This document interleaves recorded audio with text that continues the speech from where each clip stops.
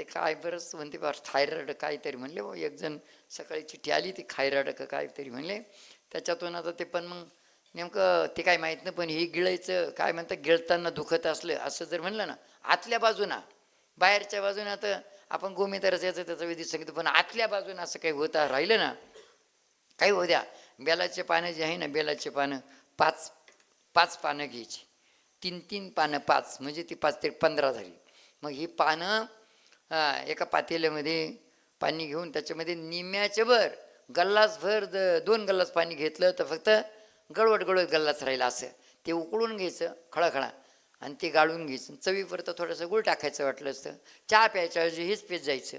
ते मात्र ती पानं कोणाच्या पाय पडणार नाही असं टाकायचं. आणि त्याने मात्र जर ते पिलं तर तुमचं मात्र गळ्याचे असे आतले आजार कुठलेही जाते, टॉन्सिल बिन्सिल ह्या पद्धतीने ते. आता इथं मात्र हातपाय दुखणं, आता हे हातपाय मात्र जास्त काम केल्यामुळे दुखत, जास्त काम केल्यामुळे दुखत. मग तुम्ही म्हणा कमी काम करायचं का? मग ते तर जास्त काम केलं का थकवा येतो ना, हातपाय दुखायला लागले ना, मिठाचं खारं पाणी करायचं आणि त्या खाऱ्या पाण्यानं धुयायचं. सांधे सुंदे दुखत असले ना तर तिथं मात्र देवाच्या समोर मात्र आपण 4 वातीचा दिवा लावायचा. हे सांधे गुडघे दुखणं असं सांध्यावात कंबर दुखणं ह्या पद्धतीनं असं जर असलं ना तर देवाच्या समोर मात्र तरी पोट साफ व्हायसाठी पण देवासमोर सूर्यनारायण टिपी असला का असा तांब्या धरून मात्र सूर्यनारायणला पाणी द्यायचं. नाकाच्या शेंड्यावरून मात्र असं पाणी खाली पडलं का दोन्ही डोळ्यांनी मात्र सूर्यनारायणचं दर्शन करायचं धारीमधून. सूर्यनारायणचं सफेद फूल असलं तर सफेद फूल ठेवा, सफेद फूल रुईचं असलं तरी चालतं. ते फूल मात्र सूर्यनारायण ठेवा, दर्शन करा.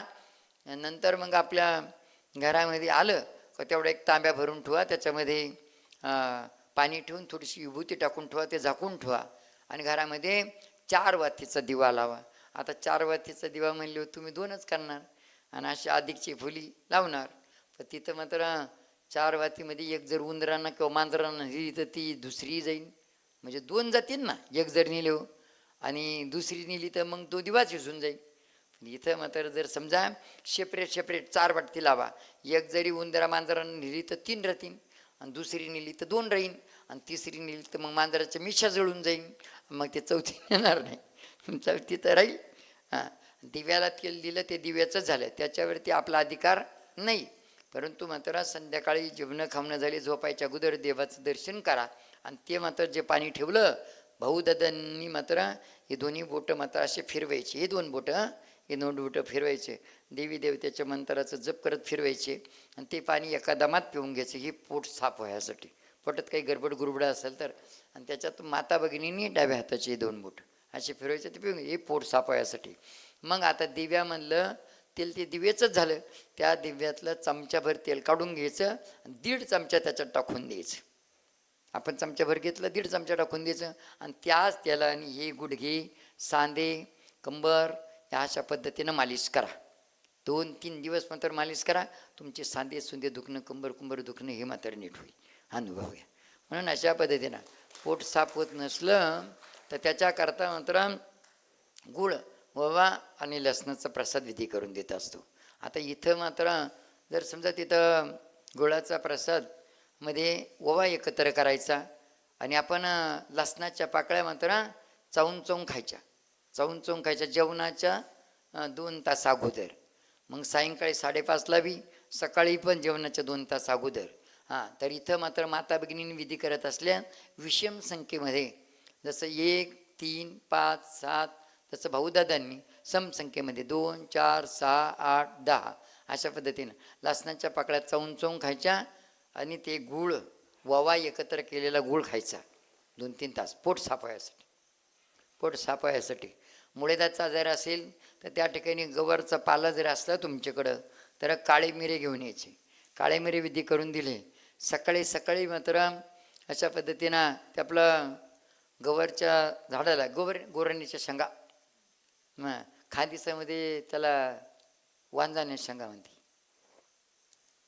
मग त्याला पाणी टाकून दर्शन करून सकाळी 11 पानं आणायची. 11 पानं धुवून घ्यायचे आणि 11 मिरे कुटून घ्यायचं, 1-1.5 कप पाण्यामध्ये पिऊन घ्यायचं. त्यानंतर सायंकाळी 9 पानं 9 मिरे, असं 20-21 दिवस मात्र जर केलं, कसंही मुळीदाचा आजार असला तरी मात्र जातो.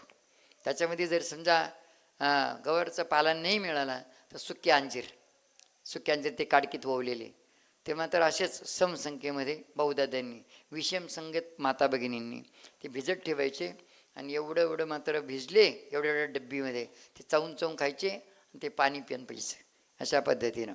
आता इथं मात्र डायबिटीजचा आजार असला तर त्याच्यासाठी मेथी, हरभरे आणि बडूशेप याचा प्रसाद विधी करून देत असतो. आता त्याच्यामध्ये तर कसं कसं करायचं त्याच्यामध्ये ते सांगितलं. हरभऱ्याच्या डाळीची भाकर खावा लागते, पण हरभऱ्याची डाळ म्हणल्यानंतर तुम्ही डाळीचं पीठ आणणार, ती डाळीचं पीठ नाही चालत. हरभरे दळायचे प्रत्यक्ष, त्याचे फोतरं राहिले तरी चालेल, काही चिंता नाही. म्हणून अशा पद्धतीनं ओरिजिनल, कारण त्या हरभऱ्याच्या डाळीच्या पिठामध्ये मिक्स पीठ असतं, पूर्ण हरभऱ्याच्या डाळीचंच पीठ नसतं. म्हणून म्हणतात त्याच्याकरता हरभरे दळायची. त्याचं माहिती पत्रक येईल. आपण 1 ते 14 वर्षापर्यंत भाविकांना जे मार्गदर्शन दिलं, 15व्या वर्षी मार्गदर्शन देणं बंद होतं.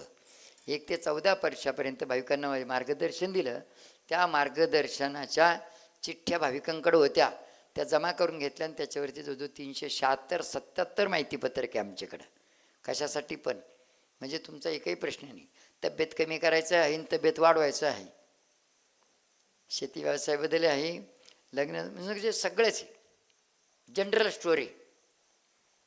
स्टोअरमध्ये सगळं राहतं. म्हणून अशा पद्धतीनं तर त्याच्यासाठी पुन्हा आणखीन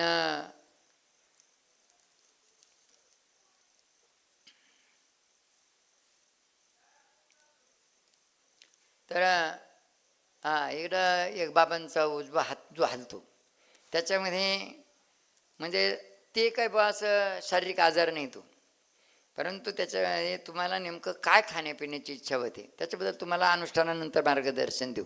आता तुम्ही एकदा अनुष्ठान करून घ्या, नंतर मार्गदर्शन देऊ प्रश्न. म्हणून अशा पद्धतीनं जर आणखी मात्र कोणाचे काही प्रश्न असले तर मात्र आजाराबद्दल तर सांगू शकते. आमच्या मतांना तर झाला बॉस सगळा दवाखाना तुमच्या समोर ठुला.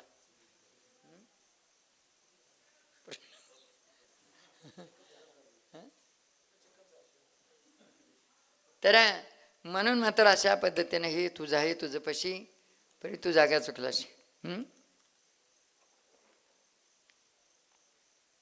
तर आता इथंही मात्र मांडी घालून जर बसल्यावर ती 5 मिनिटांनी मात्र पाठ खूप दुखते. आता एक आहे काय होतं माहिती आहे का, तुम्ही अशी बसते कुबड काढून. आता आम्ही एवढ्या दिवस बसलो आणि आताही बसतो, पण कधी कंबर दुखत नाही, काही नाही, हात नाही पाय नाही. आता 51 वाढदिवस आता 51, काहीचं तर मात्र 20 वर्षाच्या मुलाच्या वाट्या घसून गेल्या. डॉक्टरांना सांगितलं बा असं, कसं काय घुसलं पाहिजे, ते काय रात्री चालत होतं का काय मग नेमकं, का मग त्याचं शरीर बनवताना ते देवाला डुकला लागला जुन्या टाकून दिल्या, असं काय झालं काय. परंतु मात्र एक लक्षपूर्वक आहे का, असं ताट बसत जायचं. एखादा मात्र एक कदाचित नंदा तुम्हाला माहिती असेल कदाचित, मात्र आपल्या इकडं एक जर्सी गाय होती पहा, आणि एवढं दूध द्यायची तर ते आम्हाला दूध वाटायचाच कार्यक्रम व्हायचा नेमकं. सगळ्यांना ते गल्लासं बिलासं ते हॉटेलमध्ये जे राहतं ना तसं, एका याच्यामध्ये 12 गल्लास सगळ्याला दूध